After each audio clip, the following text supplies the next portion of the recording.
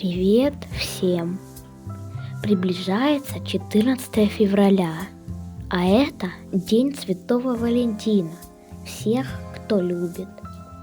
Во многом День влюбленных уже потерял свое первоначальное значение. Сейчас вошло в моду поздравлять с праздником всех важных для тебя людей. Самыми популярными атрибутами Дня влюбленных являются красные розы и валентинки. С первыми все понятно, а вот валентинки сейчас могут приобретать самые различные формы. Изначально это были небольшие открытки в форме сердечек со словами признаний в любви. Позже валентинки уже стали появляться даже в виде мягких игрушек или обычного электронного сообщения.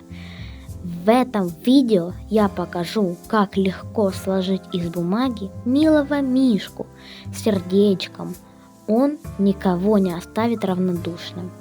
Поздравьте всех близких вашему сердцу людей такой милой валентинкой. Ведь поступки скажут больше, чем слова. Смотрите видео до конца и не забудьте подписаться на мой канал. Всем пока!